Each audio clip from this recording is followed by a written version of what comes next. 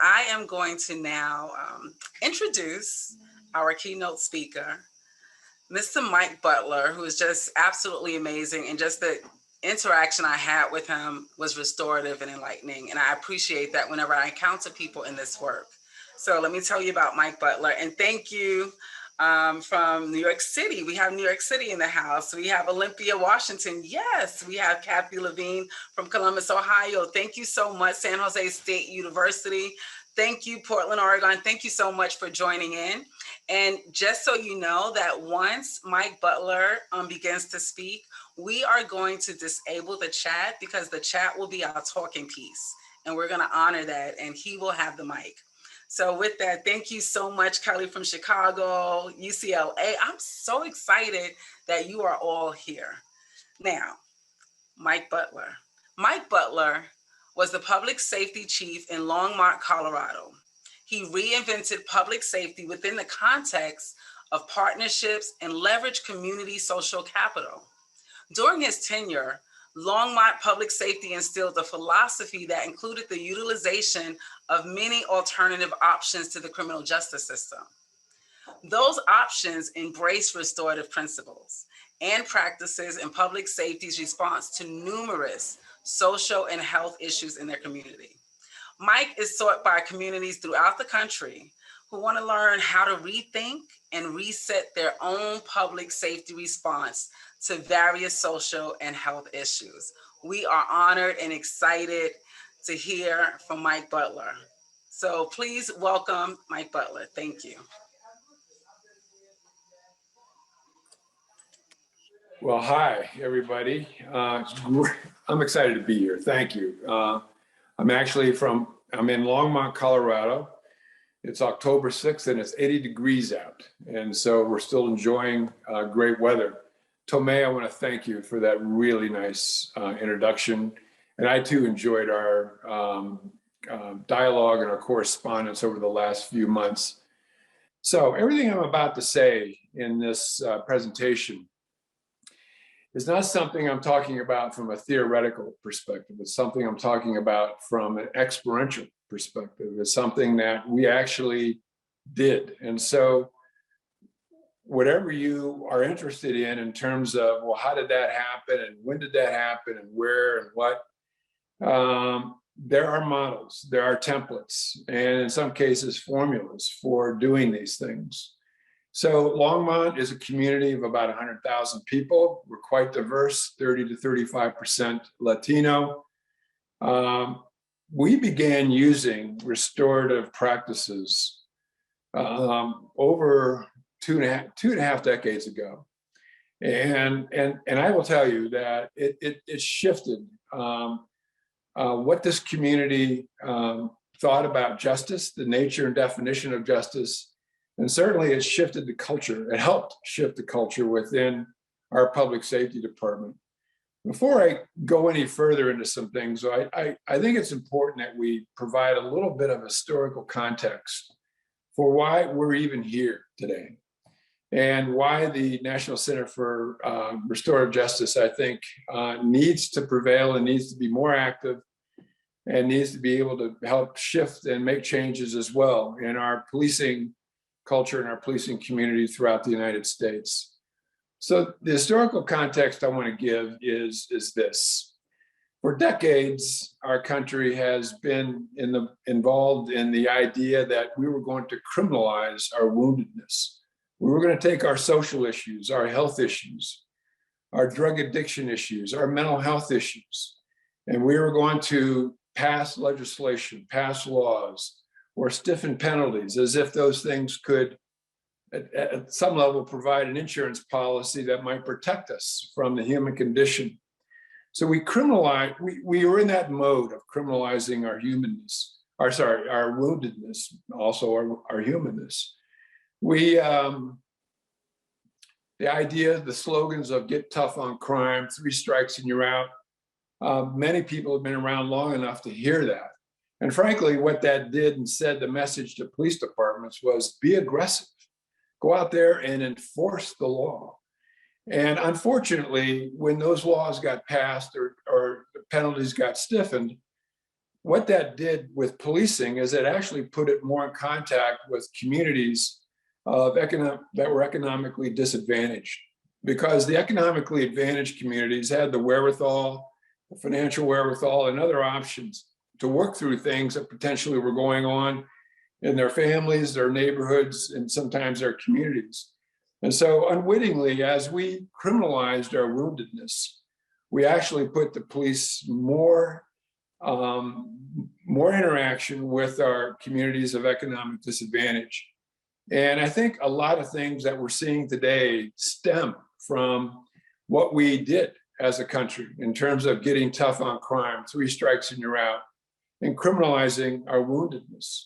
And so I'm strongly suggesting, as I talk to communities across America, as I talk to police chiefs and mayors, and by the way, I have not met a mayor or police chief that literally, figuratively, aren't on bended knee trying to figure out, what does police transformation really look like?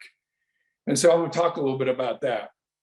But I also want to say that in shifting police cultures, while that's important, equally or perhaps even more important is the shifting of community cultures as it relates to how justice is accomplished.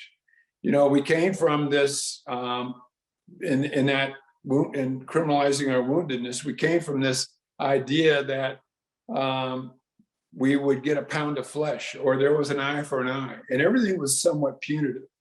And when we ran across a crime that got worse, and today, by the way, we're kind of experiencing in our country an increase in violence and an increase in homicides in some cities, and you're beginning to see the shift back towards more aggressive policing. And so I've been in policing long enough to see a few of those cycles go back and forth, where we get tough on crime and we get 3 strikes and you're out kind of mindsets, and we wanted police to be more aggressive.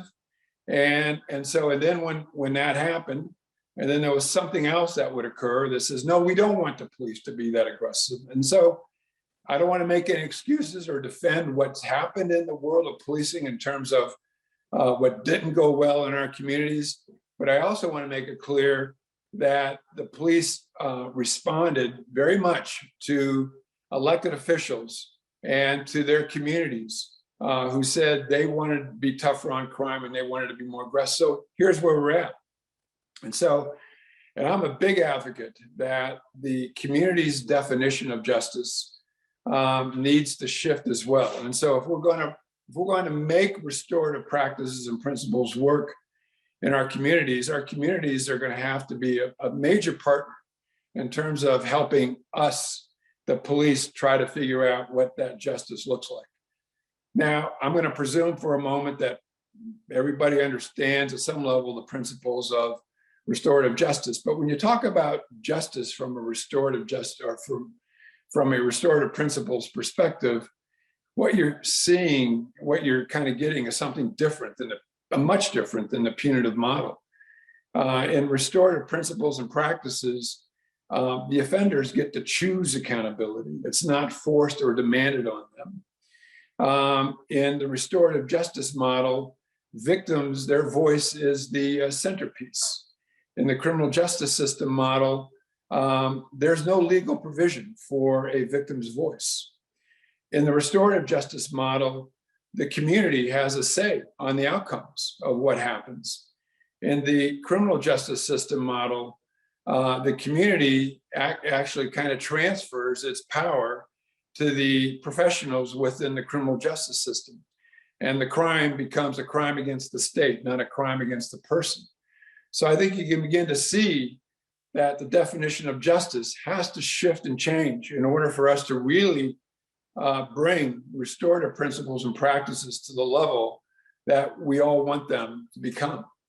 And so I want to make that very clear, that there's an historical context here that we need to be aware of, and that historical context can sometimes recycle back and say, okay, and tell police departments you need to be more aggressive with crime. And I think others are starting to see that kind of drift again towards we need to solve this. We need to solve our social and health issues with our criminal justice system.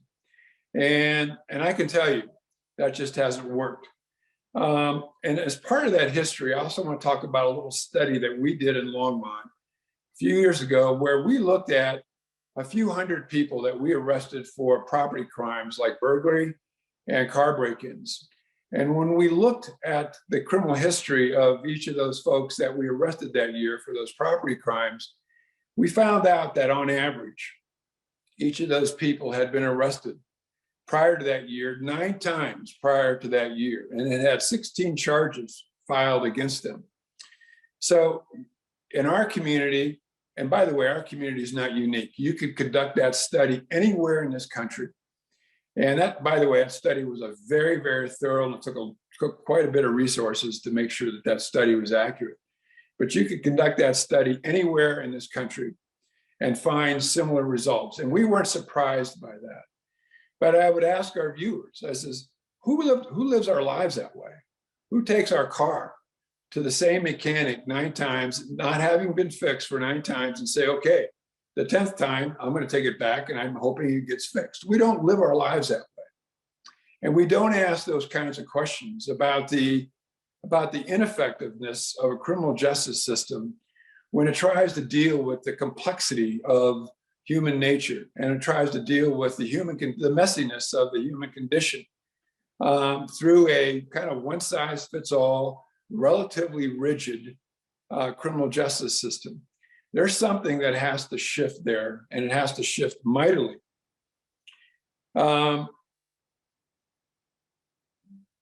So that's one of the things that we did in Longmont was we instituted restorative practices and principles. And that was 2.5+ decades ago. And so we, and the other thing I want to make really, really clear is that I know that people are trying to bring about transformation in police. And as I said earlier, there's a lot of mayors, there's a lot of police chiefs who are really desperate trying to figure out what that looks like. And I want to tell you what we're doing right now. The recommendations that are coming out simply don't have a chance to work. And those recommendations are things like legislative action at the state. I know that this is going to be somewhat controversial, but there have been 2,000 bills passed by our state legislatures over the last year and a half throughout our country. And there have been a lot of voice and conversation around changing police policies, use of force, having more de-escalation-like policies. Those things simply, they're not going to work. And I'm going to tell you why. Because I don't believe the change model is going to happen by kind of looking at things through the deficiencies of what's going on in police. In fact, I don't think looking through the deficiencies at people in terms of seeing who people are, or looking at organizations or communities, I don't think that works. I think if you look at people or organizations or communities as problems to be solved, you're likely going to fall real short of what you want to accomplish. I think we need to see people, organizations, and communities as possibilities. And by the way, restorative principles and practices does just that. It does not look at the offender as a problem to be solved. It looks at the goodness that that offender has. It looks at the potential. It looks at the possibility. And it operates from that perspective. It doesn't operate from the perspective that that person is full of deficiencies. And here's how we're going to solve them. And here's how we're going to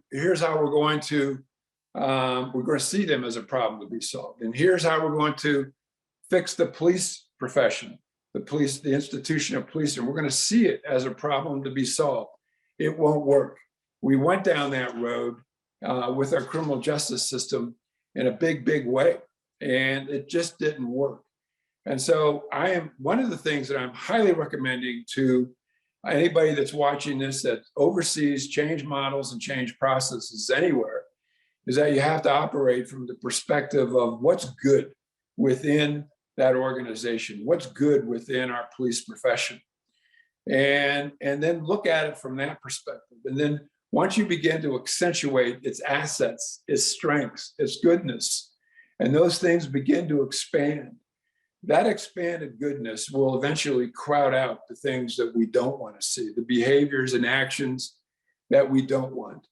And so, if we're going to use our restorative principles and practices model to try to shift what we're doing in our communities, I think we have to be consistent in terms of how we're trying to transform police. And by the way, if you begin to look and police begin to see themselves and saying that, there is a lot of good that we're doing. We have a lot of assets. We have a lot of strengths. There's many things that we could be doing in our community that add value to our community.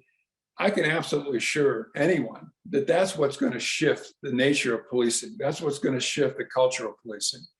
And by the way, I know that a number of cities across the country, and I've talked to a number of them, and I've worked with a number of them, have tried to institute restorative principles and practices or justice in a very dysfunctional, almost sick, sometimes primitive environment within their own organization.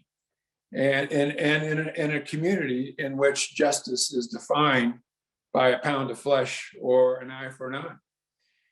That doesn't work. You're not going to be able to plot a program into a police department or a community in which justice still has this sense of, we want something punitive. You're going to have to do a lot of foundational work. Now, I know that may sound like a lot, but I have to tell you, that's what we did in Longmont. Our restorative practices and principles would have never taken hold, let alone sustained themselves for 2.5 decades, unless we did the foundational work that needed to occur in order for that to happen. And by that, I mean the processes, the management systems, the culture, the architecture of the organization, supervision styles, the hiring, the profile of the people that we're recruiting and hiring. All of those things had to shift in order for us to really bring on restorative justice in order, and especially to sustain it. It would not have sustained itself in an environment where those things did not occur from a systems perspective or a management perspective. It just wouldn't have happened. But I see a lot of cities doing that. And so as we move forward into determining how we can activate and how we can bring restorative practices and principles to our communities, we have to think a little bit larger than just putting a program in place. We have to think more foundationally in terms of cultures, not only cultures within the police, but cultures within the community. The other part that goes with that is how we perceive our communities. And when you see people running for election and you hear their banter around in their campaigns, they describe their communities as problems to be solved. And what I'm here to tell you is that until we start seeing our communities as possibilities with all this potential and with all these assets, strengths, and goodness, we're not going to be able to shift what's going on in our community. So this conversation for me gets a little larger than let's just put a program into a police department, or let's just put a program into city government, or let's just put a program into the community. And by the way, when Longmont started its restorative justice program, we actually ensured that it wasn't part of our police department. It wasn't part of our city government. We wanted it to be very community-based. And so there was a nonprofit that was started by a woman named Dr. Beverly Titled. And she started this nonprofit. And then she and I began to work together and getting grants and then figuring out on a practical basis how we could begin to bring about restorative principles and practices. And we did that with design and purpose to keep restorative practices in the community, because we wanted our community to become more engaged with the bringing about what a new form of justice could look like. And so over the years, within Longmont. And if you consider the size of our community, when we started this, we were like 65, 70,000. Now we're about 100,000. But over the years, we referred mostly, vast majority through police, somewhere between 7,000 and 8,000 offenders through restorative justice. And every one of those cases had a victim attached to it.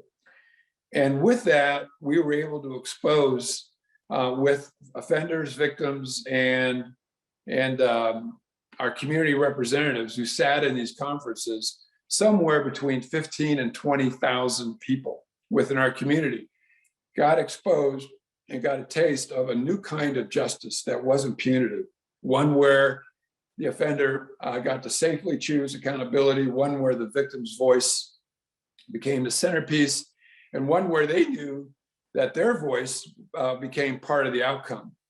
And so very, very important. Now, the other thing I want to talk about is the versatility of restorative principles and practices. You know, when you consider the principles of restorative practices and justice, their relationships, how do we develop deeper, more trusting relationships? It's respect, it's repair, it's reintegration, it's chosen responsibility. Those principles can be applied in a number of ways, not just through the community group conferencing in our communities. And we utilize those principles as we worked with folks struggling with addiction, as we worked with folks struggling with their mental health. And we basically took those principles and applied different models using those principles to people who were struggling with certain social and health issues. Also, and many of those folks included folks who were unsheltered. And so I want to make real clear that the restorative practices and principles have this incredibly versatile, broad application to a lot of things that our police encounter on a regular basis. Now, it's just not us doing that, by the way, too. We also partner with other agencies and organizations to bring this about. But in all of these cases, the police are fairly significantly involved. You know, one of the things so anyway, and I want to say that's been effective. To give you a little bit of the resume of pain within our own community. At one point, first of all, our department was years ago, I'm sad to say, a little bit primitive in terms of how it did business. It was very faceless in its community. It had very little personalization, no partnerships. It had this fortress-like circle the wagons mindset in terms of how it was in the community. At that point, we had an enormous Part 1 crime, serious crime issue. Upwards of, for a community our size, it was enormous, 5,000 Part 1 crimes. We had 450 to 60 self-identified gang members, and domestic violence has been talked about already. But we had, in 1999, we had 5 women die as a result of domestic violence in our community. And every year prior to that, including that year, we had an average of 2 to 3 women die of domestic violence in our community. And so domestic violence was very lethal. And perhaps per capita, we were one of the most lethal domestic violence communities in the state of Colorado, certainly along the Front Range. And so that's some of the pain that we inherited in terms of where we began. And a lot of police departments, by the way, sad to say again, are very much there. They're trying to figure out how to build trust, how to build confidence, how to build transparency. But the organizations are struggling because at the same time, they're dealing with lots of various organizations from the federal level, state level, local level, letting them know that they're a problem to be solved, letting them know that they have all these deficiencies, and not necessarily kind of talking about what good they could do in the community. And so it's a lot of cities, a lot of police departments still have that kind of faceless, circle the wagons, fortress-like mindset and personality working for them. Again, they're trying to struggle, and they're really struggling in terms of what's transformation look like for them? How can they become partners in a community that doesn't trust them? The other thing that I think, what I want to make real clear is one of the things that we did, but we did it gradually, was we kind of disassociated ourselves at the hip from the criminal justice system. Now, police for decades has been considered part of our criminal justice system. And I'm not suggesting or recommending that we not be part of our criminal justice system. What I'm recommending is that we disassociate ourselves as fully and completely as we are with the criminal justice system. And I use the phrase at the hip. As we connect with our communities with the heart, that becomes very, very important in terms of the shift, in terms of what we have to do as a police profession. And there may be some DAs and others, judges, who may disagree with what I just said, but that's exactly what Longmont did. As we arrested fewer and fewer people, and as we referred more to restorative practices, and as we utilized restorative principles on a much greater level. And so our officers were given and actually there was expectation that they would use a variety of means, methods, strategies, tools, and ways to deal with the circumstances that they encountered. And oftentimes there's crimes attached to those circumstances. And so we wanted our officers to become more versatile in terms of being able to deal with what I continue to call the messiness of the human condition, because I can tell you the police, more than any other entity within this country, deal with that messiness more than anybody else. And by the way, we deal with it on a 24/7 basis. I recently listened to the chiefs from New York City, the Los Angeles Police Department, the Baltimore Police Department, and Louisville, Kentucky Police Department. And they're all trying to figure out how to find alternatives and options to the things that they're doing. But one of the things they said that they're really struggling with is the fact that all the social service agencies that they would love to partner with work these bankers hours, more or less Monday through Friday, 8 to 5. And the people who are left in the community after 5 o'clock on the weekends are the police or public safety. And they would love to see more social service and other agencies that are working with them, that could work with them, work on a more 24/7 basis. So I want to talk a little bit about, well, first of all, let me just say, I went through all of the pain, the resume of pain that we had in terms of Part 1 crime, gang membership in our community, the lethality of domestic violence, the primitive nature kind of our police department, the faceless fortress-like way that we were doing business.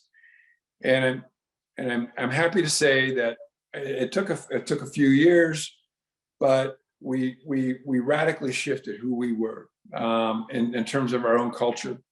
And that took place by the things that I talked about earlier in terms of changing hiring profiles, in terms of the kind of people we wanted to become police officers, in terms of how we trained, what we trained, our management supervision style, our architecture of the organization. We significantly flattened our organization to get people more decision-making. We opened everything up. And I'm not going to go through a lot of that.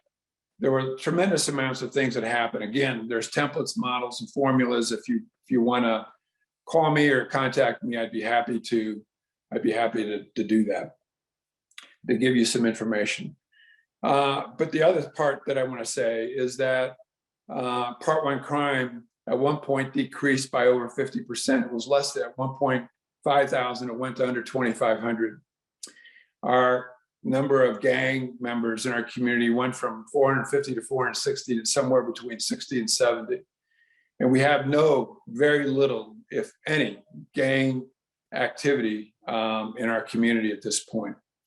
The number of lethal domestic violence cases averaging 2 to 3 a year and 5 that year in 1999. Since 1999, we've had 2 lethal domestic violence cases. As our community grew from 65 to 70 to 100,000, all of those things shifted with it. And a lot of it had to do with the implementation of restorative principles in a lot of different ways in our organization. We even shifted much of our discipline system into a restorative process. Instead of looking at an officer who made a mistake as a problem to be solved or seeing their deficiencies, we began to say, okay, how can we, it's not that there weren't consequences, but we restoratively looked at those cases versus just looking at them from a punitive perspective. And our number of cases went way down from 125 to 150 formal internal affairs investigations to somewhere between 5 and 10. So I'm here to say that restorative and principles and practices work. But there's a number of things that we're going to have to do in order to ensure that they get introduced into an environment that can sustain those. Because if not, as what's happened across the entire country, these things tend to come and go. And they tend to come and go based on a personality that's present or that may have gotten transferred or got promoted or left or whatever purpose. The passion that was there with restorative justice is no longer there. There's budget issues now. We work through significant issues in our own community in terms of being able to, on an ongoing basis, fund our restorative justice services in a way that is very sustainable for a long, long time. And so I know that a lot of cities struggle with, well, how do you fund it? And a lot of cities are just asking the question, how did you do that? What happened? What did you do internally? How did you get your officers to accept it? How did you get the justice system to figure out? And by the way, I also want to say that it took 3 DAs in our county to accept restorative justice. The 3rd DA finally began to accept it. The sheriff began to accept it. The next sheriff began to accept it. Other police chiefs, it took a while for them to accept it. And so we were kind of the lone appliers of restorative principles and practices in our region and mostly our state. But our state of Colorado has taken it on in another level as well. So I'll end this by saying that I have a lot of hope. I have a lot of hope for our police profession. I believe there's a lot of, I think our police profession and I think our communities really depend on the idealism of our police. And I think that idealism is a form of social capital that somehow we're going to have to figure out how to nurture and how to make it work and how to leverage it for the good of all of our communities. So with that, I want to thank the National Center for Restorative Justice for this opportunity. I wish us all a great conference and have a great day. Thank you. Thank you so much, Mike, for that. I really appreciate it. I just want to let you know that there is a question for you, and if you could type it and respond, we would greatly appreciate it. I want to transition us now into our panel. And again, thank you, Mike. One of the things that really stayed with me, struck me with what he said is that we need to change the culture, right? And start looking at our communities from a strength-based focus and not a deficit lens.